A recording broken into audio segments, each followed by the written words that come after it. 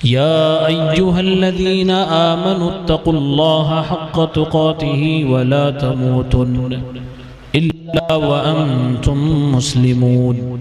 या अय्युहन्नासुत्तक़ू रब्बकुमुल्लज़ी ख़लक़कुम मिन नफ्सिन वाहिदा व ख़लक़ मिन्हा ज़ौजहा व बस्स मिन्हुमा रिजालन कसीरन व निसाअ वत्तक़ुल्लाहल्लज़ी तसाअलून बिही वल अर्हाम इन्नल्लाह काना अलैकुम रक़ीबा। या अय्युहल्लज़ीना आमनुत्तक़ुल्लाह वक़ूलू क़ौलन सदीदा युस्लिह लकुम अअमालकुम व यग़फ़िर लकुम ज़ुनूबकुम वमन युतिइल्लाह व रसूलहू फ़क़द फ़ाज़ फ़ौज़न अज़ीमा। अम्मा बअदु फ़इन्न ख़ैरल हदीसी किताबुल्लाह व ख़ैरुल हदी हदी मुहम्मदिन सल्लल्लाहु अलैहि वसल्लम व शर्रल उमूरि मुहदसातुहा व कुल्लु मुहदसतिन बिदअह व कुल्लु बिदअतिन ज़लालह व कुल्लु ज़लालतिन फिन्नार। अऊज़ु बिल्लाहि मिनश शैतानिर रजीम। बिस्मिल्लाहिर रहमानिर रहीम। क़ालत इन्नी अऊज़ु बिर्रहमानि मिनका इन कुन्त तक़िया।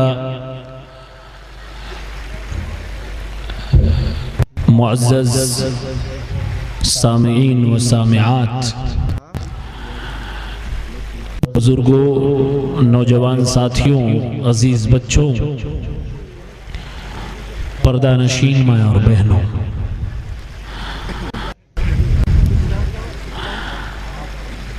आपका ये निस्मा कॉलेज का प्रोग्राम बड़ी शानदार तरीके से चल रहा है।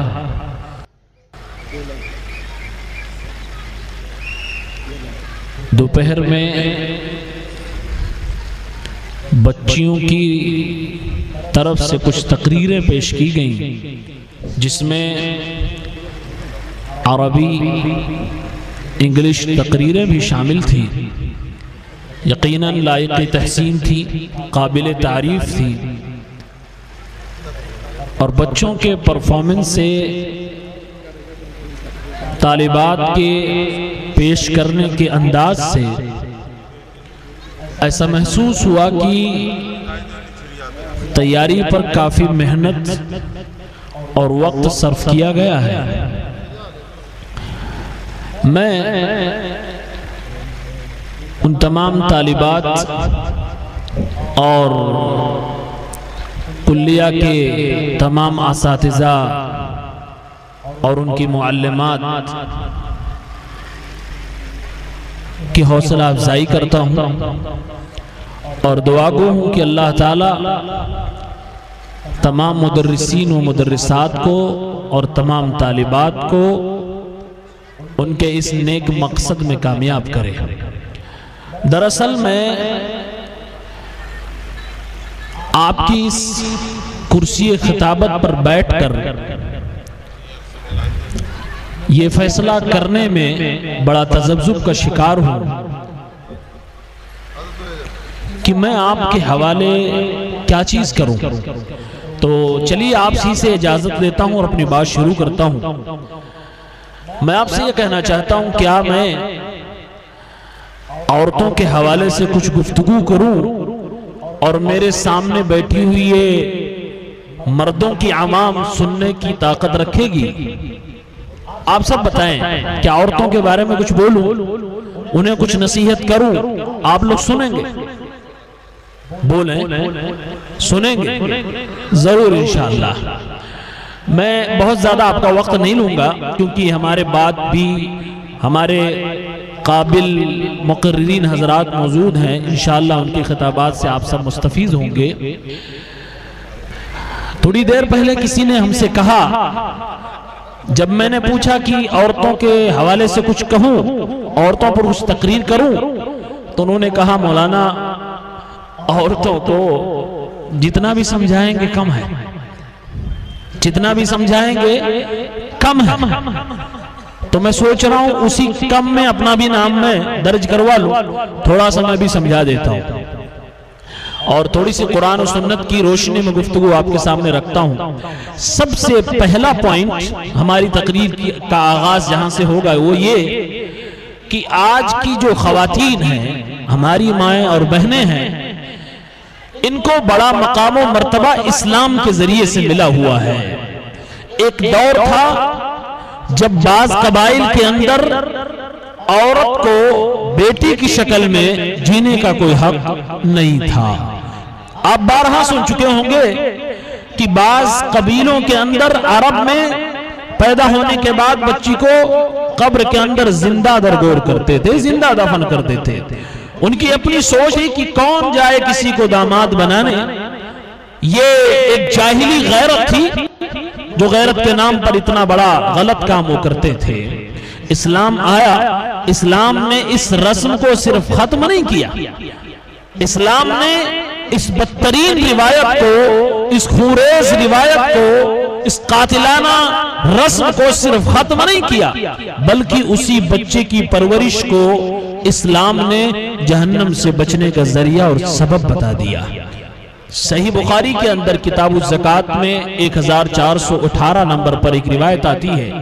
हमारे नबी सल्लल्लाहु अलैहि वसल्लम ने इरशाद फरमाया, मन इब्तुलिया मिन हादिहिल बनात फअहसन इलैहिन कुन्न लहू सित्रम मिनन नार। प्यारे पैगंबर सल्लल्लाहु अलैहि वसल्लम ने इरशाद फरमाया, जिस बाप के यहां, जिस घर में अल्लाह ताला ने बेटियों को पैदा फरमाया, जिस बाप की जिम्मेदारी में कई बेटियां आ गई, एक बेटी पैदा हो गई, दो पैदा हुई, तीन पैदा हो गई, फ़अहसन इलैहिन, बाप को उन बच्चियों की परवरिश करने में परेशानी का सामना करना पड़ रहा है, उनकी तालीम और तरबियत का इंतजाम करना पड़ रहा है, मुश्किलों को झेलना पड़ रहा है।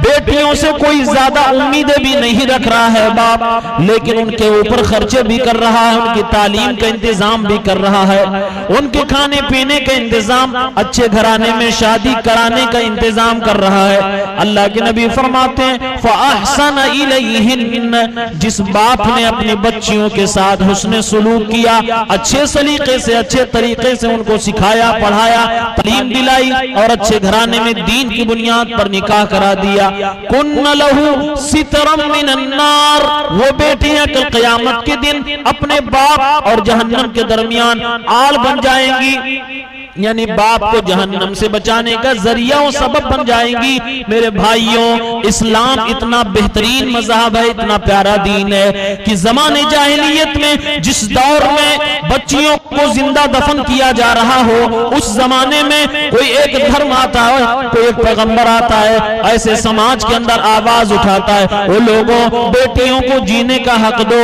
बेटियों को पढ़ाओ, बेटियों को सिखाओ, बेटियों को बचाओ, बेटियों की तरबियत दो। जो आज ये नारा दिया जा रहा है, बेटी बचाओ बेटी पढ़ाओ, और मेरे भाई ये आज का नया नारा नहीं, हमारे पैगंबर सल्लल्लाहु अलैहि वसल्लम ने इस्लाम आने के बाद कुरान करीम की आयतों की शक्ल में, अपने प्यारे फरमोदादात की शक्ल में दुनिया को ये सबक दे दिया, लोगों, बेटियों को कत्ल न करो, बेटियों को बचाओ और बेटियों को जाहिल न रहने दो, उनको तरबियत दो, बेटियों को पढ़ाओ। ये हमारे नबी का है, लोगों ने आज इसको अपना बना लिया, लेकिन हमारे नबी ने बहुत पहले ये नारा दे दिया और बशारत दे दी, ऐ लोगों, बेटियों को दफन करना बंद करो, उनको जिंदा मारना बंद करो। व ईदल मौऊदतु सुइलत बिअय्यि दम्बिन कुतिलत, ये फरमाकर अल्लाह ताला ने इस रास्ते को बंद फरमाया, बेटियों को जीने का हक दिया। मेरे नबी ने एक कदम और आगे बढ़ के इरशाद फरमाया,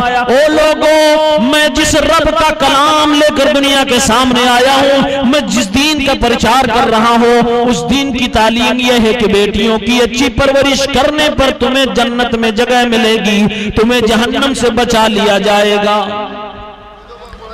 पहले औरतों के साथ बड़ा बुरा होता था, और एक बुरा काम, एक बेईमानी उस दौर में होती थी, आज भी हो रही है।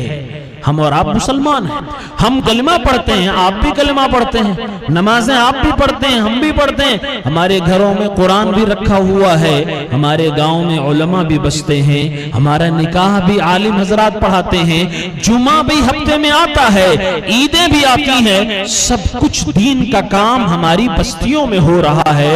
लेकिन एक जाहिली रस्म है, एक जाहिलियत की बेईमानी है जो उस जमाने में भी पनप रही थी, इस जमाने में भी पनप रही है।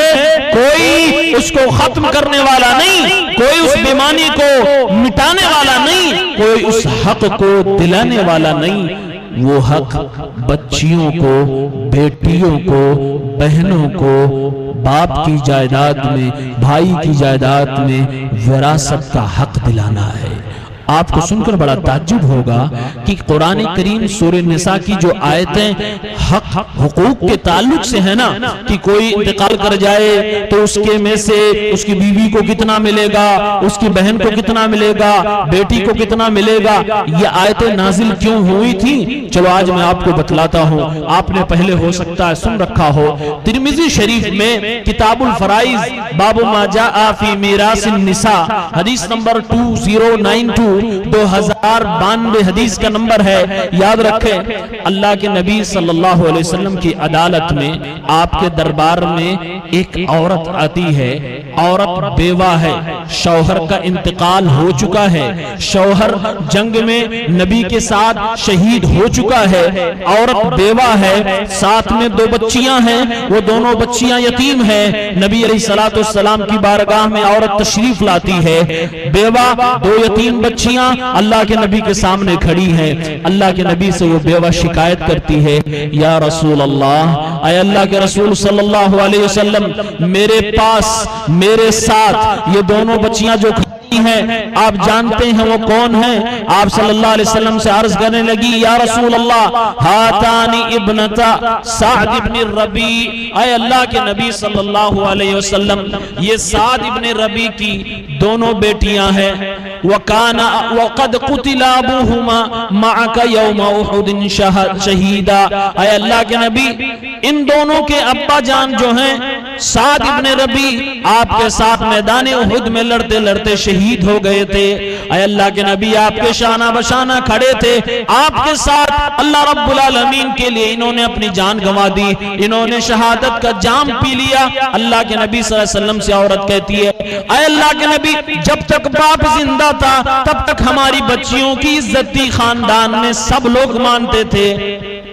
इन्ना अम्महुमा अखज़ मालहुमा, बाप के जाने के बाद इन दोनों बच्चियों का जो चचा है उसने इन दोनों बच्चियों के विरासत में जो हिस्से आ रहे थे वो हड़प कर गया, इनके बाप की जायदाद को अकेले लेकर बैठ गया। अय अल्लाह के नबी, मैं बेवा, मुझे कुछ नहीं मिलने वाला, ये 2 यतीम बच्चियां, इन्हें कुछ नहीं मिलने वाला, वला माल। अल्लाह के नबी, आप अच्छी तरह से जानते हैं जिन बच्चियों के पास माल ना हो उनकी शादी आदतन नहीं हुआ करती है, या फिर अच्छे से नहीं हुआ करती है, बड़ी मुश्किलों से उनकी शादियां हुआ करती है, निकाह हुआ करता है। अल्लाह के नबी, मुझे मेरा हक दिला दीजिए, इन 2 यतीम बच्चियों को इनका हक दिला दीजिए, एक बेवा की पुकार सुन लीजिए, फैसला फरमा दीजिए। और मेरे भाइयों, मेरे नबी ने क्या फैसला फरमाया? अल्लाह के नबी सल्लल्लाहु अलैहि वसल्लम ने इरशाद फरमाया, यक़ज़िल्लाहु फी ज़ालिक, ऐ बेवा खातून, ऐ 2 यतीम बच्चियों सुनो, तुम्हारे इस मामले में अल्लाह ही फैसला फरमाएगा। यानी मेरे नबी सल्लल्लाहु अलैहि वसल्लम ने अल्लाह रब्बुल आलमीन के हवाले कर दिया, अल्लाह रब्बुल आलमीन ही तुम्हारे इस फैसले को, तुम्हारे इस मामले को सुनेगा और फैसला फरमाएगा। वो औरत वहां से चली गई, थोड़ी ही दूर पहुंच रही थी, इतने में जिब्राइल उतरने लगे, अल्लाह के नबी के पास आते हैं, सूरह निसा की वो आयतें अल्लाह के नबी पे उतरने लगी, यूसीकुमुल्लाहु फी औलादिकुम लिज़्ज़करी मिस्लु हज़्ज़िल उन्सयैन। ऐ पैगंबर मुहम्मदुर रसूलुल्लाह सल्लल्लाहु अलैहि वसल्लम, अल्लाह रब्बुल आलमीन तमाम लोगों को ये वसीयत कर रहा है, ये हुक्म दे रहा है कि अपने बच्चों के हवाले से मुहतात हो जाएं, मरने के बाद विरासत उनमें सही तरीके से बांट दिया जाए। अल्लाह रब्बुल आलमीन ने सारे कवानीन बतला दिए कि जो बेटियों को हक दिया जाए उसका डबल बेटों को दिया जाए। एक बेटी हो तो आधी जायदाद की मालिकन बनेगी, एक से ज्यादा दो या तीन हो तो बाप की जायदाद को 3 हिस्से में बांटा जाएगा, 2 हिस्सा उन बच्चियों में तकसीम कर दिया जाएगा। बीवी अगर जिंदा है और शौहर का इंतकाल हो जाता है और साथ में बच्चे भी हैं तो बीवी को 8वें में से 1 हिस्सा यानी 1/8 दिया जाएगा, और अगर बच्चे नहीं है तो 1/4 दिया जाएगा यानी 25% दिया जाएगा। ये सारी बातें कुरान करीम में सूरह निसा के अंदर अल्लाह ने उतार दी, बयान फरमा दी। प्यारे पैगंबर ने सहाबी को भेजा कि जाओ उस बेवा को बुला के लाओ, उन यतीम बच्चियों को बुला के लाओ। नबी अलैहिस्सलाम की दरबार में दोबारा उन बच्चियों को हाजिर किया गया। वो बेवा सामने लाई गई और उसके चचा को भी बुलाया गया जिसने इन दोनों की दौलत को जाहिली रस्म के मुताबिक ले रखा था। अल्लाह के नबी ने चचा को मुखातब फरमाया और फरमाया आतिबनतै सादिन सुलुसैन, ये 2 यतीम बच्चियां जो हैं इनको 2/3 अपनी इनके बाप की जायदाद में से हिस्सा दे दो। व उम्मुहुम सुमुन, और इनकी मां को 1/8 दे दो। व मा बकिया फहुवा लक, उसके बाद जो बचे असबा के तौर पर तुम रख लो। ये आपने फैसला फरमाया। आपको मिसाल दूं कि आपने कैसे बांटा। मिसाल के तौर पे एक शख्स दुनिया से चला गया, उसके घर में जो जिंदा बाकी बचे एक बीवी, 2 बेटियां और एक भाई, 3 औरतें, एक भाई एक मर्द, यानी कुल 4 लोग बाकी बचे हैं। इसमें से एक बीवी है, 2 बच्चियां हैं और एक भाई है। कैसे जायदाद बटेगी? मिसाल के तौर पर आप रख लीजिए उस आदमी के पास 24 लाख रुपए थे। 24 लाख रुपए वो छोड़ के जायदाद में गया, बटेगी कैसे? आप सल्लल्लाहु अलैहि वसल्लम ने कुरान का फैसला सुनाया कि अल्लाह फरमा रहा है कि 2/3 दोनों बच्चियों में बांटा जाए, यानी 24 लाख में से 16 लाख रुपए दोनों बच्चियों को दे दिया जाएगा। एक बच्ची को 8 लाख, दूसरी बच्ची को 8 लाख। बचे कितने? 16 दे दिए गए। कितने बचे? सिर्फ 8 बचे। अब उस 8 में से अल्लाह के नबी सल्लल्लाहु अलैहि वसल्लम फरमाते हैं 1/8 हिस्सा उसकी बीवी को, यानी 3 लाख उसकी बीवी को दे दिया जाए, और जो बाकी बचा उसके भाई को दे दिया जाए। औरतों में कितना हिस्सा बांटा गया? औरतों में आधा से भी ज्यादा हिस्सा उन 3 औरतों में बांट दिया गया। और ये कुरान की आयत कब उतरी थी? जब एक औरत ने मुकद्दमा नबी के सामने रखा था। पता ये चला, उलमा यहां कहते हैं कि कुरान में जो मीरास की आयतें उतरी हैं, जो इस्लाम में विरासत का हक बयान किया गया है, दरअसल औरतों को ही दिलाने के लिए इस्लाम आया था। ये जाहिली रस्म जो जमाने जाहिलियत में होता था कि बेटियों को, औरतों को जायदाद में से कुछ नहीं दिया जाता था, इस्लाम आया ही था कि इनको हक दिया जाए, इनका हिस्सा दिलाया जाए। बेवा है तो दिया जाए, यतीम बच्चियां तो दिया जाए, बहन हो तो दिया जाए, गर्ज की औरत को जायदाद का हिस्सा मिलना चाहिए। इस्लाम ये आवाज उठाया था, ये लेके आया था, लेकिन वो जाहिलियत की बात फिर से मुसलमानों में आ गई। आज भी मुसलमान बेटियों को हिस्से नहीं देता, बच्चियों को हिस्से नहीं देता, बहनों को नहीं देता। बीवियां इसी तरह से बेसहारा हो जाती हैं, उन्हें उनके शौहरों की जायदाद में से हिस्सा नहीं मिलता। अगर कहीं मिलता भी है तो बराए नाम है, अगर कहीं मिलता भी है तो शायद बेईमानी के साथ मिलता है। मन मर्जी है, जितना देना चाहा दे दिया, पूरा हिसाब किताब करके नहीं दिया जाता। इस्लाम में औरत को यह मकाम हासिल है कि उसे मर्दों की तरह जायदाद में हिस्सा दिया जाए। वो अलग बात है कि उसका हिस्सा मुकर्रर कितना है, वो उलमा जो इसके माहिरीन वो फैसला करेंगे। ये इस्लाम ने औरतों को मकाम और मर्तबा दिया है। जिसके ऊपर जितना बड़ा इनाम होता है, जितना बड़ा फजल एहसान होता है, उसी तरह से उसके ऊपर जिम्मेदारियां होती हैं। इस्लाम ने जब औरत को इज्जत बख्शी, लोग मार रहे थे, जिंदगी बख्शी, लोग हड़प रहे थे, हक दिलाया। अब इस्लाम कहता है ऐ औरतों, ऐ खवातीन, तुम्हें कुछ जिम्मेदारियां दे रहा हूं, तुम्हारे पास कुछ हुकूक थे जो दे दिए गए, अब तुम्हारे ऊपर कुछ जिम्मेदारियां डाली जा रही, तुमसे कुछ कहा जा रहा, मानो। आइए 3 बातें मैं अर्ज करता हूं कि इस्लाम हमारी माँ और बहनों से क्या चाहता है।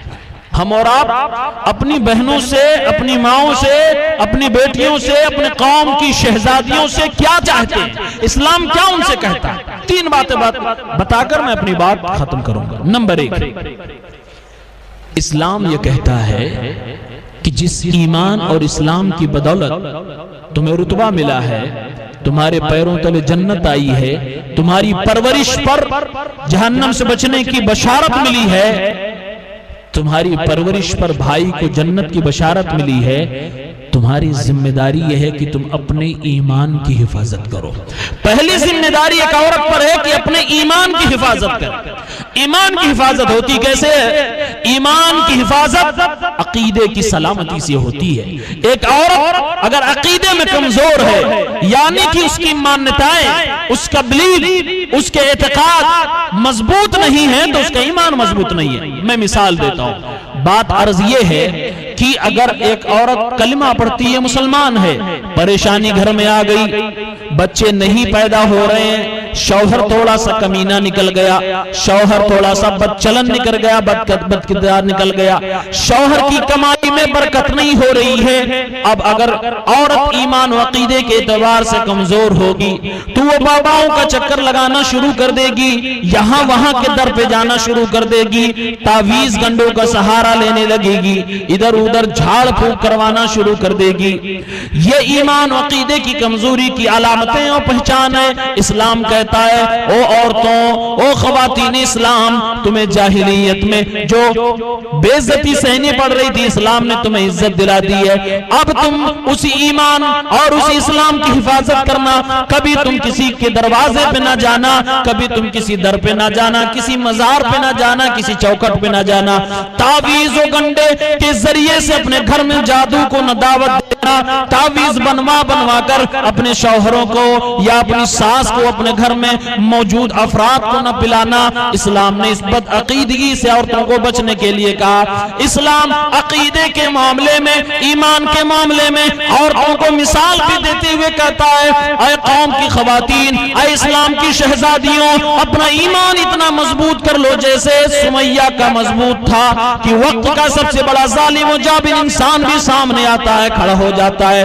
हाथ में उस जमाने का एक खतरनाक हथियार भी है और उससे वो उसके ऊपर वार करता है, जिस्म के 2 टुकड़े कर दिए जाते हैं, बदन 2 टुकड़े में कट चुका है, एक पैर इधर, दूसरा पैर इधर जा चुका है, बदन 2 हिस्सों में बंटने के बाद भी एक औरत अपने ईमान और अकीदे से कोई समझौता नहीं कर रही है, अल्लाह रब्बुल आलमीन की तौहीद पे अटी हुई है, अल्लाह रब्बुल आलमीन के लिए अपने ईमान को मजबूत कर रखी है, तौहीद में खलल नहीं आने दे रही है। वो मेरी माँ और बहनों, सुमैया की जिंदगी को याद रखें, ईमान को बचा के रखें, ईमान की हिफाजत करें। इस्लाम आपसे ये मुतालबा करता है। मौजूदा दौर में देखिए, इस जमाने में जहां जहां कॉलेज है, जहां जहां यूनिवर्सिटीज हैं, आप जरा देख लीजिए, कौम की बेटियां वहां पढ़ने जाती हैं।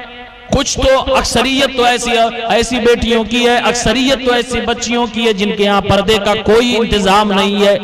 जैसे नॉन मुस्लिम लड़कियां पढ़ती है, ऐसे ही बेपर्दा होकर वो भी जाकर पढ़ रही हैं। जैसे नॉन मुस्लिम लड़कियां दूसरे लड़कों के साथ बॉयफ्रेंड वाला गेम खेलती हैं, ऐसे हमारी कौम की शहजादियां भी गेम खेलकर हमारे कौम मिल्लत के नाम को डुबा रही होती है। लेकिन मेरे भाइयों, कुछ लड़कियां ऐसी भी होती हैं जो शरीफ खानदान से होती है, बाप की नीयतें अच्छी होती हैं कि बेटी को पढ़ाएंगे, डॉक्टर बनाएंगे, बेटी को पढ़ाएंगे, किसी ऊंचे ओहदे पे ले जाएंगे, बेटी को पढ़ाएंगे, कौम की खिदमत करवाएंगे, वगैरह वगैरह। नीयतें अच्छी होती हैं, तरीका भी सही इख्तियार करते हैं, यानी कि पर्दे के साथ बेटी को भेजते हैं। लेकिन मेरे भाइयों, मेरे दोस्तों, बाप इतनी गलती कर जाता कि अपनी बेटी को ऐसे कॉलेज में डाल देता जहां गैर महरम लड़के भी उनके साथ पढ़ रहे होते हैं, को एजुकेशन में उनको डाल देता है और कौम की बेटियां दूसरों के साथ चली जाया करती हैं। इस दौर में अलमिया तो यहां तक पहुंच चुका है, आप जाके कॉलेज यूनिवर्सिटी के माहौल को देख लीजिए, नकाब में औरतें होती हैं, नकाब में कौम की शहजादियां इस्लाम का नाम डुबा रही होती है, हाथ में धागा बंधे हुए, माथे पे पेशानी पे टीका लगे हुए, मर्दों के साथ लड़कों के साथ हाथ में हाथ देकर घूम रही होती है। ओ मेरी माँ और बहनों, बड़े दर्दमंदाना अंदाज में आपसे ये गुजारिश आपका भाई आपका बेटा कर रहा है कि जब आप नकाब लगाकर किसी गैर के साथ चल रही होती है तो उस वक्त आप सिर्फ अपने खानदान अपने बाप का नाम मिटा नहीं रही होती है, उस वक्त आप पूरे इस्लाम को रिप्रेजेंट कर रही होती है, उस वक्त आप मुसलमानों की एक छवि खराब कर रही होती है, समाज में ये पैगाम दे रही होती है कि मुसलमानों की बेटियां ऐसे हुआ करती हैं, इनके यहाँ ईमान की कोई अहमियत नहीं, इनके यहाँ इस्लाम की कोई अहमियत नहीं, कभी इधर जमा तो इसके चाल चल दिया और कभी उधर जमा तो उसके साथ चल दिया। ओ मेरी माँ और बहनों, जरा ध्यान से सुनना, आपकी जिंदगी में कभी उनका वाकया भी आया होगा, उस खातून की जिंदगी भी कभी आपने सुनी होगी जिसने पैगाम देने के बावजूद उस रिश्ते को ठुकरा दिया जिस रिश्ते में बेईमानी थी, कुफ्र था, शिर्क था। एक सहाबी और एक सहाबिया का वाकया है, इस्लाम लाने से पहले दोनों का वाकया सुनन नसई किताबुन निकाह में 3341 में आता है। अबू तलहा रज़ी अल्लाहु अन्हु सहाबी है, पहले जब इस्लाम नहीं लाए थे, कौम के सरदार हैं, कौम के लीडर, बड़े खानदान के रईस हैं, इतना ऊंचा मकाम और मर्तबा समाज में था कि अगर किसी औरत को पैगाम देते निकाह का तो औरत कभी इनकार नहीं करती, निकाह कबूल कर लिया जाता, रिश्ता कर लिया जाता। उम्मे सलमा रज़ियल्लाहु अन्हा, इनको इन्होंने पैगाम दिया, निकाह का पैगाम भेजा, लेकिन ये काफिर थे और वो मुसलमान थी। इस्लाम की शहजादी है, मुसलमान है और ये काफिर है, लेकिन स्टेटस हाई फाई है, बड़ा मालदार है, सरदार है, सब कुछ है, ईमान वाला नहीं था। एक गैरतमंद खातून, इस्लाम की शहजादी, जिसको अपने ईमान की फिक्र होती है, वो क्या कहती है, कयामत तक के लिए इन्होंने सबूत दे दिया, मिसाल दे दी, कहा वल्लाही मा मिस्लुका या अबा तलहा युरद, ऐ अबू तलहा अल्लाह की कसम, तुम जैसी हैसियत के मालिक शख्स को, तुम्हारे जैसे स्टेटस रखने वाले शख्स को कभी भी नकारा नहीं जा सकता, कभी भी रद्द नहीं किया जा सकता, यानी कि तुम्हारा पैगाम कबूल करना हर हाल में जरूरी था। लेकिन तुम जानते हो वलाकिन काफिर, तुम एक काफिर शख्स हो, तुम्हारे पास ईमान नहीं है। वो मेरी माँ और बहनों, एक इस्लामी शहजादी के बयान से तुम ईमान की अहमियत को समझ लेना। कितना भारी भरकम बदन वाला हो, कितनी अच्छी बॉडी हो, कितनी अच्छी शक्ल वाला हो, कितनी बड़ी गाड़ी वाला हो, कितनी ज्यादा दौलत वाला हो, अगर ईमान की दौलत उसके पास नहीं है तो आपको ठुकराना फर्ज बनता है। सबक दिया जा रहा है, कह रहे हैं कि तुम्हारी जैसी हैसियत के लोगों का तो इनकार नहीं किया जा सकता, उन्हें रिजेक्ट नहीं किया जा सकता, लेकिन यह भी हकीकत है कि तुम एक काफिर शख्स हो, तुम्हारे पास ईमान की दौलत नहीं है। व इन्नी इम्राअतुन मुस्लिमा, और मैं एक मुसलमान औरत हूं, वला यहिल्लु ली अन अतज़व्वज, मेरे लिए हलाल नहीं, मेरे लिए जायज नहीं, मेरा इस्लाम इजाजत नहीं देता कि मैं तुम्हारे साथ निकाह करूं, मैं तुम्हारा पैगाम कबूल करूं, मैं तुम्हारा यह प्रपोजल एक्सेप्ट करूं, मैं तुम्हारा ये तरीका अपने यहाँ कबूल करूं, तुमसे निकाह के लिए तैयार हो जाऊं। कहती है फ़इन तुस्लिम फ़ज़ाका महरी, ऐ अल्लाह के बंदे सुन, अगर तू मुझे पसंद करता है और मुझसे शादी करना चाहता है तो इस्लाम कबूल कर ले। इस्लाम तेरा कबूल करना मेरे लिए मेरी महर बन जाएगा। वला अस्अलु गैरह, और मैं उसके अलावा तुमसे कुछ ना मांगूंगी, कोई और महर का मुतालबा ना करूंगी, तेरा इस्लाम मेरे लिए महर बन जाएगा। एक इस्लाम की शहजादी ने दुनिया को यह पैगाम सुना दिया, ऐ दुनिया की ख़वातीन, क़यामत की सुबह तक आने वाली तमाम मुसलमान बेटियों सुन लो कि कोई भी मुसलमान लड़की कभी किसी गैर मुस्लिम से शादी नहीं कर सकती, कभी उससे दोस्ती नहीं कर सकती, कभी वो उसको अपना बॉयफ्रेंड नहीं बना सकती। ये तो इस्लाम में वैसे ही हराम है, लेकिन शादी के लिए भी किसी गैर मुस्लिम को कभी हाँ नहीं कह सकती। सबक दिया जा रहा है कि इस्लाम तुम्हारे लिए, ईमान तुम्हारे लिए बहुत बड़ी दौलत है। तुम कॉलेज यूनिवर्सिटी में अगर पढ़ती भी हो तो अपने ईमान की हिफाजत करना, अल्लाह रब्बुल आलमीन को याद रखना, इस्लाम जैसी नेमत को कभी जाये न होने देना। इस्लाम हमारी माँ और बहनों से कह रहा है कि ऐ इस्लाम की शहजादियों, ऐ इस्लाम की ख़वातीन, तुम अपने ईमान की, अपने इस्लाम की फिक्र करो, तुम जिम्मेदारी को समझो, ईमान को बचा के रखो, दुनिया में हमेशा नहीं रहना। ये जवानी ढल जानी है, ये चेहरे का हुस्न खत्म हो जाना है। कल क़यामत के दिन तुम्हें भी अल्लाह के सामने पेश होना है, जमीन के अंदर मिट्टी में तुम्हें भी जाना है। चेहरे तुम्हारे कीड़े खाने वाले हैं और फरिश्तों का जवाब तुम्हें भी देना है। तुम्हारे साथ भी वही होने वाला है जो मर्दों के साथ होने वाला है। दुनिया की रंगीनियों को देखकर, डोले शोले देखकर, मालो दौलत देखकर ईमान को न भूलना, ईमान को सबसे ऊपर रखना, ईमान को सबसे मुकद्दम रखना। पहली नसीहत की जा रही है औरतों को कि ईमान की हिफाजत करें, घर में भी ईमान और अकीदे की हिफाजत हो, और अगर घर से बाहर निकलने का मौका मिला तो वहां भी ईमान और अकीदे की हिफाजत। दूसरी नसीहत यह है, या दूसरा मुतालबा ख़वातीन इस्लाम से इस्लाम का यह है कि आप अपने इज्जत व आबरू की भी हिफाजत करें। एक औरत के पास अगर हया नहीं, इज्जत नहीं है, शर्म नहीं है, तो उसके पास सिवाय बदन के कुछ नहीं है। एक औरत समाज में औरत उस वक्त तक है जब तक उसकी हया बाकी है, जब तक उसकी इज्जत बाकी है, इस्मत बाकी है।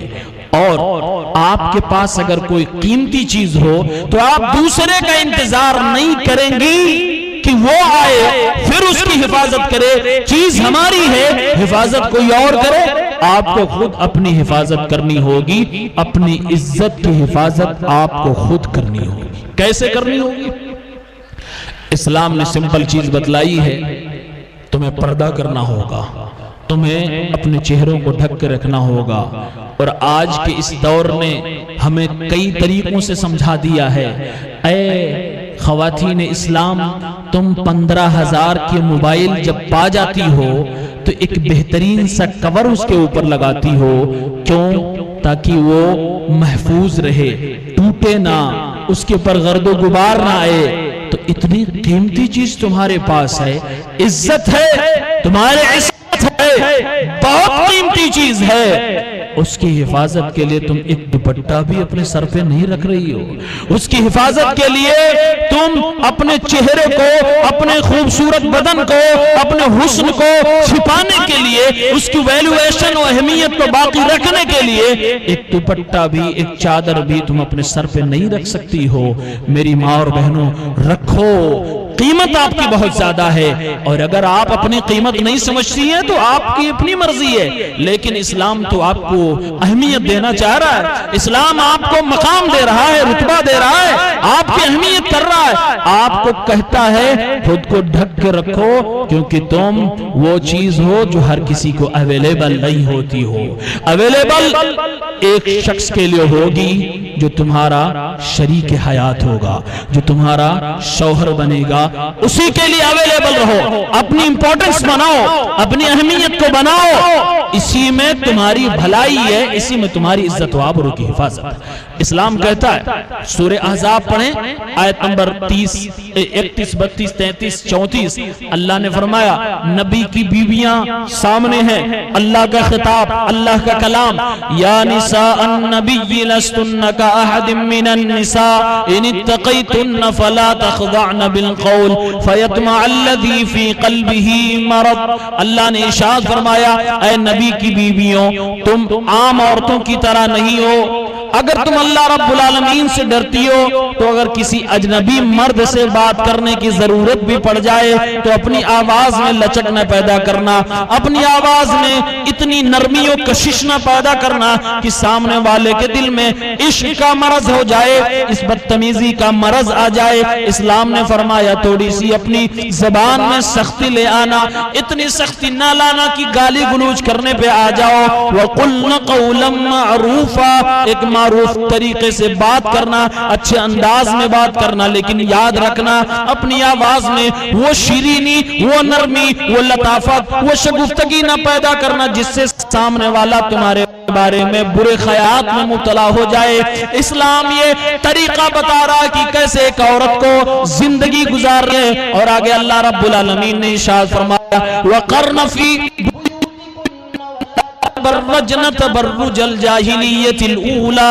ऐ इस्लाम की शहजादियों, इस्लाम ने तुम्हें मकाम दिलाया, तुम्हारी इज्जत को बाकी रखने के लिए, तुम्हारी इज्जत की हिफाजत के लिए इस्लाम तुम्हें बतला रहा है कि ज्यादातर कीमती चीजें घरों के अंदर रहा करती हैं, कीमती चीजें रोडों की जीनत नहीं बना करती, कीमती चीजें बाजारों की जीनत नहीं बना करती, कीमती चीजें हमेशा बंद घरों में रहा करती हैं। हमने तो सुनारों की दुकान पे देख रखा है कि छोटा सा सोना है, छोटा सा जेवर है, छोटी सी चीज है, लेकिन उसे कई तिजोरियों में बंद करके रखा गया, बड़ी हिफाजत से रखा गया क्योंकि वो बड़ी कीमती चीज है। वो मेरी माँ और बहनों, दुनिया का सोना तुम्हारे आगे कुछ नहीं है, ये जमीन जायदाद तुम्हारे आगे कुछ नहीं है। मेरा नबी फरमाता है, अद्दुनिया कुल्लुहा मता व खैरु मताइद दुनिया अल मरअतु सालिहा। ऐ दुनिया के लोगों सुनो, दुनिया के लोगों सुनो, सारी दुनिया तुम्हारे लिए नफा उठाने की चीज है, हर एक चीज से तुम फायदा उठाते हो। तुम्हारे पास गाड़ियां, तुम उससे नफा उठाते हो, तुम्हारे पास मकान है, तुम उसमें रहकर अपने आप को आराम पहुंचाते हो। सब कुछ दुनिया की सारी चीजें तुम्हारे लिए, सारी नेमतें एक तरफ कर दो, लेकिन एक में अच्छी मिल गई तो उससे जो सुकून तुम्हें मिलने वाला है, वो जितनी बेशकीमत तुम्हारे पास है, उसके मुकाबिल में दुनिया की कोई और चीज नहीं है। इस्लाम ने तुम्हें बड़ा मकाम दिया है, इसलिए इस्लाम कहता है, वक़र्न फी बुयूतिकुन्न वला तबर्रजन तबर्रुजल जाहिलियतिल ऊला। ऐ औरतों, अपने घरों में रहा करो, ज़माने जाहिलियत की तरह बेपर्दा होके, बनाओ सिंगार करके मार्केट में बाजारों में न घूमा करो, चौराहों पे न जाया करो, घर में रहो। और अगर घर में औरत रहे तो क्या करे, ये भी एक सवाल है, बहुत बड़ा सवाल है ये। अगर आपसे पूछूं कि आपके घर की औरतें पर्दा करती हैं? हाँ मौलाना, पर्दा करती हैं। क्या करती हैं? तो अक्सर और बेशतर का जवाब जानते हैं क्या होगा? औरत है, खाली बैठी रहती है, क्या करेंगी? थोड़ा सा मोबाइल देख लेती हैं, घर का काम काज कर लेती हैं, कपड़ा लत्ता धुल लेती हैं, खाना बना देती हैं। अच्छा, थोड़ा सा मोबाइल देखती, कितनी देर? बस ज्यादा नहीं, 4-5 घंटा सीरियल देख लेती हैं बस। ये जवाब होगा। आज एक बड़ा अलमिया है, इस्लाम की बेटियां जिंदगी गुजारने का तरीका सीरियल से सीख रही हैं। और अफसोस तो उस वक्त मजीद बढ़ जाता है जब कुरान और हदीस की तालीम हासिल करने वाली तालिबात भी जिंदगी जीने का तरीका, शौहर को हैंडल करने का तरीका, सास के साथ रहने का तरीका सीरियल से ट्यूशन लेकर सीख रही होती है।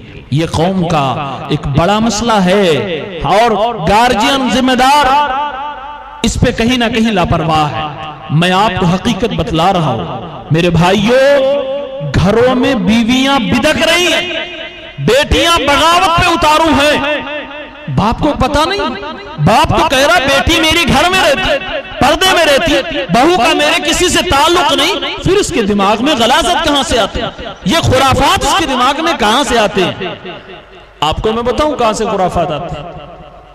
मोबाइल, सीरियल, ड्रामा, ये बाकायदा आपकी बेटियों को बगावत पे उतारते हैं।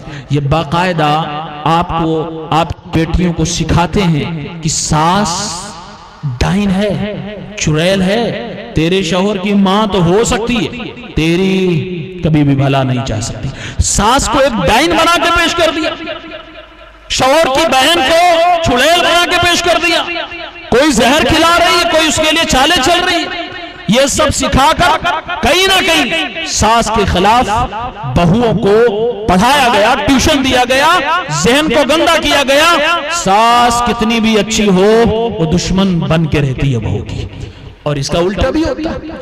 मैं कहना यह चाह रहा हूं कि अपनी बच्चियों को, बेटियों को सीरियल से दूर रखो, वरना अल्लाह की कसम आपकी ये बेटियां न तो शौहर की होंगी, न तो घर की होंगी, किसी की नहीं होंगी। ये हमेशा शक में होंगी, ये हमेशा घर को कबाड़ खाना बना के रखेंगी। इसमें कोई घर वाले नहीं अच्छे से रह सकते।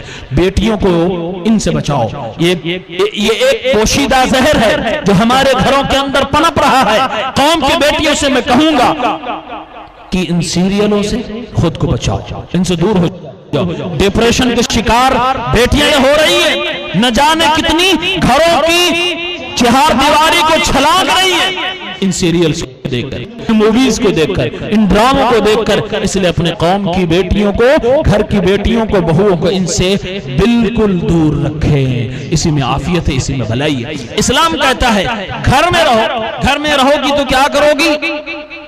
अल्लाह रब्बुल आलमीन ने फरमाया नमाज पढ़ोगी, ज़कात दोगी, और घरों में रहोगी तो कुरान की तिलावत करोगी। वज़कुरना मा युतला फी बुयूतिकुन्ना मिन आयातिल्लाहि वल हिक्मा।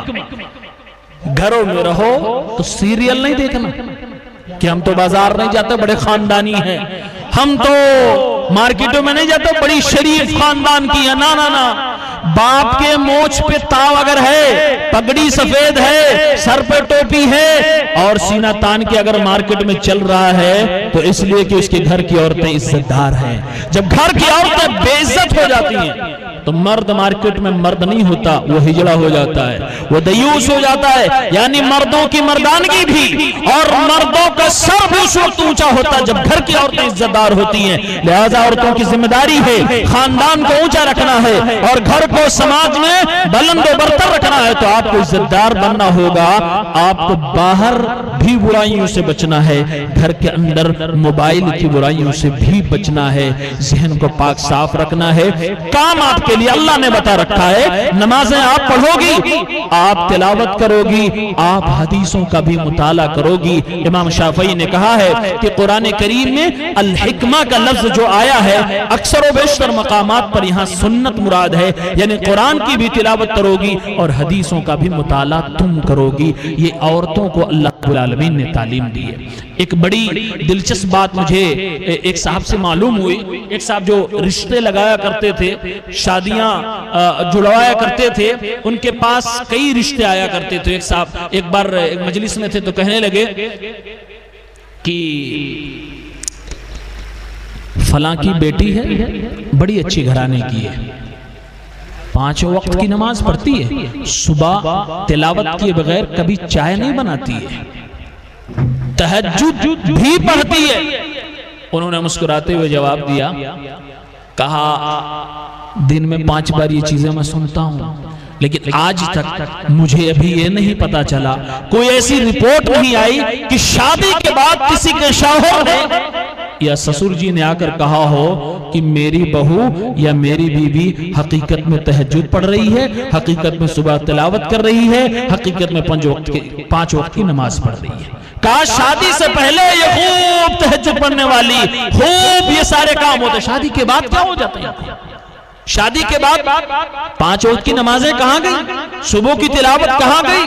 चलो तहज्जुद पढ़ने का वक्त नहीं मिलता, चलो कोई बात नहीं, फर्ज नहीं, लेकिन बाकी चीजें तो जरूरी है ना, नमाज तो जरूरी है ना, ये सब कहां चली जाती हैं? तो ये कहीं ना कहीं लोगों को रिश्ता रिझाने के लिए कि जल्दी कबूल हो जाए, ये भी दिखावा हो रहा होता है। सच्ची पक्की नमाजी आप बने, कुरान की तिलावत का मामूल बनाए, चेहरे पर निखार आएगा, आपको ब्यूटी पार्लर की मेकअप की जरूरत नहीं होगी इंशाअल्लाह रहमान। तो इस्लाम ने हुक्म दिया घरों में रहो, घर में रहो, कुरान पढ़ो, तिलावत करो और अपनी जिम्मेदारियों को अदा करो। अल्लाह रब्बुल आलमीन ने फरमाया कि कभी घर से बाहर निकलने की जरूरत पड़े, सूरह नूर की आयत नंबर 31 में कहा निगाहें नीचे रखो।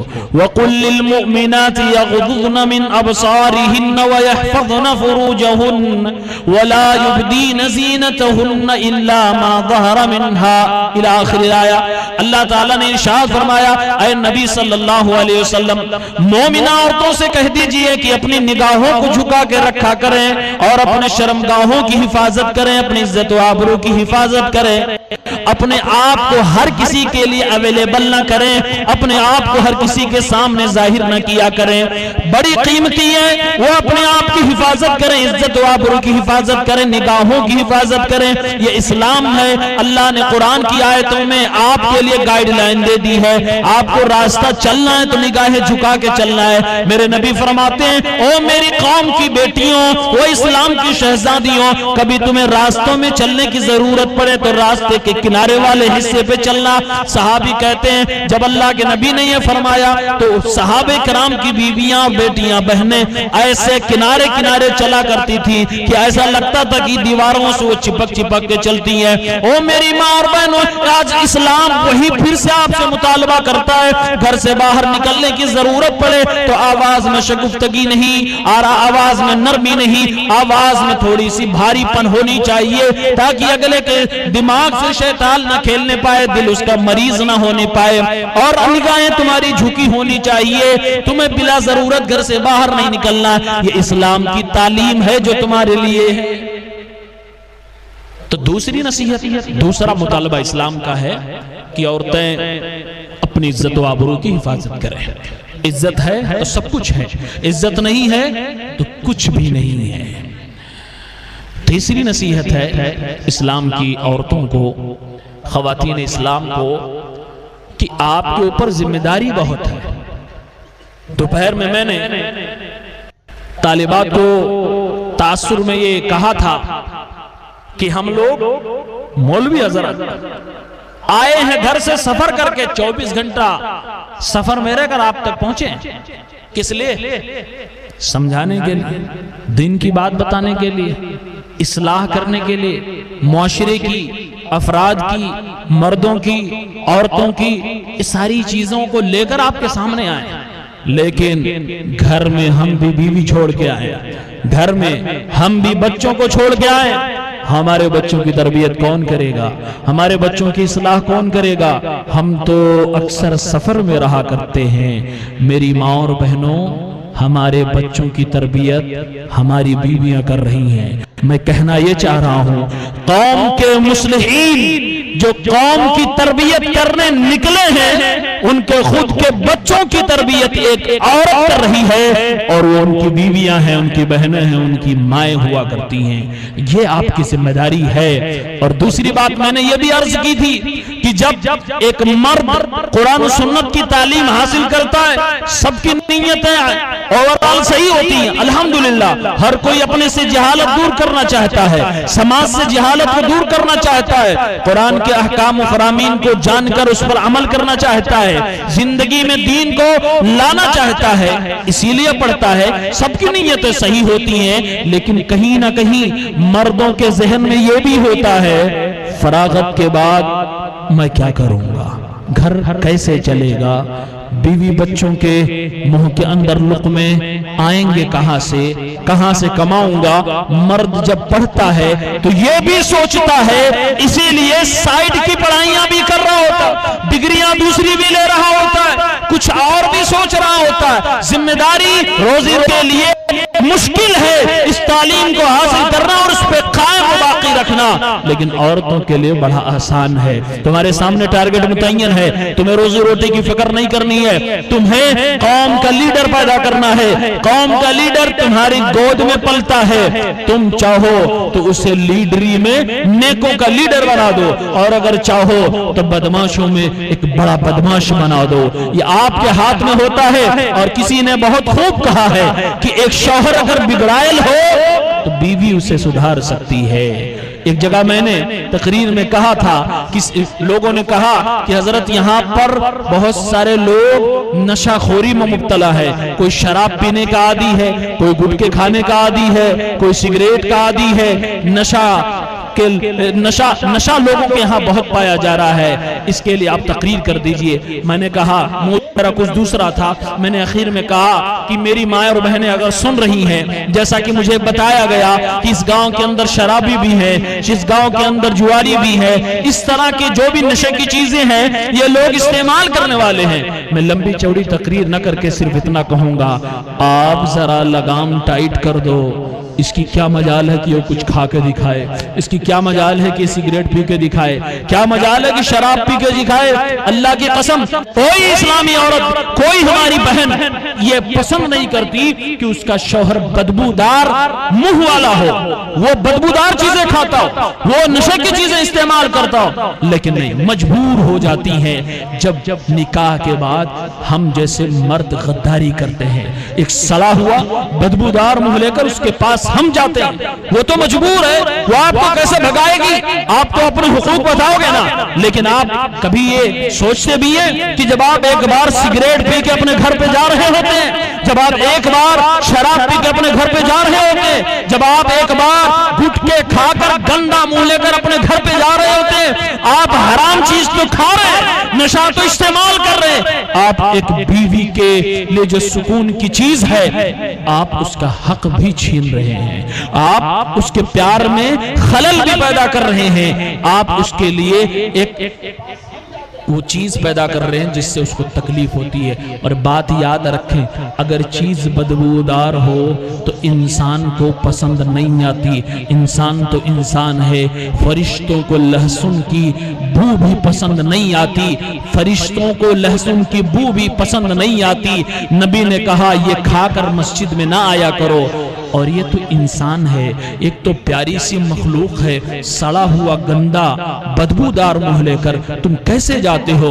और जब कोई मौलवी हम जैसा समझाता है तो कहते हो मौलवी साहब मेरी बीवी तो बुरा नहीं मानती, वो खुद हमें तंबाकू बना के देती है, खुद हमारे सिगरेट जला कर देती है, खुद हमारी शराब के जाम लगाती है। मेरे भाइयों ये जुल्म न करो, वो मजबूर है तुम्हारी आदतों से, वो चाहती है कि तुम भी साफ सुथरे रहो, वो चाहती है कि तुम भी महको, तुम भी उसके लिए सुकून का सामान बनो। लेकिन तुम्हारी बदतमीजी ने, तुम्हारी हक तलफी ने, तुम्हारे इस घिनौने जुर्म ने, तुम्हारी इस बुरी आदत ने उसको मजबूर कर दिया है कि वो शराब की पीने वाली तो नहीं बन रही है, लेकिन मोहब्बत करके, शराब से मोहब्बत करके गुनहगार बन रही है, तुम्हारे लिए गुटखे का इंतजाम करके गुनहगार बन रही है, वगैरह वगैरह। एक बीवी शौहर की तरबियत कर सकती है। औरतों को जिम्मेदारी बहुत है, बहुत जिम्मेदारी। एक रिवायत पेश करता हूं, हदीस सुनन नसई के अंदर किताबुन निकाह में 3231 में एक रिवायत है, एक औरत कब अच्छी होती है ये आप लोग जानना चाहते हैं ना, कि सबसे अच्छी औरत कौन सी है? जानना चाहते हैं? बोलते नहीं आप लोग। जानना चाहते हैं सबसे अच्छी औरत कौन होती है? जो शादीशुदा है वो सोच रहे होंगे मौलाना जल्दी बताओ, जान के हम ये जानना चाहते हैं हमारी वाली ऐसी है कि नहीं। और जिसकी शादी नहीं हुई वो सोच रहे होंगे जल्दी बताओ, हम देखेंगे इसी तरह की ढूंढ की लाएंगे, अब्बा से जाके सुबह ही बता देंगे। बस मौलाना अब्दुल अलीम साहब ने बताया था, ये हदीस भी बताई थी, हवाला भी दिया था, नबी ने फरमाया अच्छी औरत है, इसी तरह की लाइएगा ढूंढ के, वरना हमारा जो टाका कहीं किसी से भिड़ा होगा हम उसमें देखेंगे। आज के नौजवान तो बाप की जरूरत बाद में पड़ती है, बाप वाला काम खुद करते हैं, उसके बाद खुद ही दूल्हे बन जाते हैं, यानी खुद तलाश लेते हैं बीवियां। अल्लाह के नबी सल्लल्लाहु अलैहि वसल्लम से पूछा गया, सवाल बहुत अहम है, अगर आपको समझ आ जाए, और मैं जानता हूं, महसूस करूंगा कि शादीशुदा लोग इस हदीस को समझेंगे, अच्छी तरह से महसूस करेंगे। आप सल्लल्लाहु अलैहि वसल्लम से पूछा गया, अय्युन निसाई खैर या रसूल अल्लाह, अय अल्लाह के नबी सल्लल्लाहु अलैहि वसल्लम, कौन सी औरत सबसे अच्छी औरत होती है? अच्छी औरतों की अलामत बताइए, पहचान बताइए। अल्लाह के नबी सल्लल्लाहु अलैहि वसल्लम ने कुछ आदतें औरतों की बताई जो उनकी अच्छी आदतें हैं। ईमानदार औरत, दीनदार औरत तो अच्छी होती है, लेकिन अल्लाह के नबी ने अखलाक के एतबार से 3 चीजें बताई। खास तौर से एक बीवी कब सबसे अच्छी बीवी बनती है, वो अल्लाह के नबी ने इरशाद फरमाया, बताया। अल्लाह के नबी ने फरमाया, अल्लती तसुर्रुहु इज़ा नज़र व तुतीउहु इज़ा अमर वला तुखालिफुहु फी नफ्सिहा व मालिहा। अल्लाह के हबीब फरमाते हैं, सबसे अच्छी औरत वो औरत है कि जब उसका महबूब उसकी तरफ निगाहें डाले तो अपने शौहर को, अपने महबूब को खुश कर डाले। यानी कि बीवी शक्ल सूरत के एतबार से भी अपने आप को ऐसे बना के रखे, बनाओ सिंगार अपने शौहर के लिए करके रखे, जायज हदों में रहकर मेकअप करे और अपने शौहर को, अपने आप को अपने शौहर के सामने ऐसे पेश करे कि शौहर जब नजर पड़े तो खुश हो जाए। अखलाक अपना इतना निराला रख ले, यानी कि जाहिरन बातिनन अखलाक के एतबार से, शक्ल सूरत के एतबार से वो औरत इतनी अच्छी हो कि शौहर देखे तो खुश हो जाए। ये अच्छी औरतों की अलामत है, और ये तजर्बेकार लोग अच्छी तरह से जान सकते हैं, क्योंकि इनको पता है कि कब बीवियां अच्छी लगती हैं। बीवियों को अच्छी लगना जरूरी है। मैं मां और बहनों से कहना चाहूंगा, अगर अल्लाह ने आपको शौहर जैसी नेमत अता फरमाई है तो उसे खुश करके रखिए, खुश रखिए। इसमें आपकी जिंदगी बड़ी मिठास, खुशियों के साथ गुजरेगी, क्योंकि अपने शौहर को खुश रखना भी एक कला है। एक बीवी की हुनरमंदी है कि शौहर को कैसे खुश रखती है। और एक बात ध्यान में रखें, शौहर अगर दिल से खुश हो तो हकीकत में वो आपका शौहर है, और अगर दिल से खुश ना हो तो फिर वो मजबूर है आपके साथ, वो भाग नहीं सकता, क्योंकि आपको अपनी जिंदगी में ले आया है। लेकिन दिल से खुश रखने की कोशिश करें। अल्लाह के नबी ने फरमाया, पहली निशानी एक अच्छी औरत की यह है, अल्लती तसुर्रुहु इज़ा नज़र, देखे खुश हो जाए, व तुतीउहु इज़ा अमर। दूसरी बड़ी और अच्छी निशानी एक औरत की यह है कि शौहर ने कोई हुक्म दिया, बीवी फौरन उसे बजा लाए, फौरन उसे कर डाले। शौहर ने कहा, बीवी एक गिलास पानी लाओ, ठीक है लाती हूं, पहले ये बताओ इतनी देर कहां थे? इस तरह के सवाल होते थक के आए हो, सफर से आए हो, परेशान हाल हो, पानी का मुतालबा किया।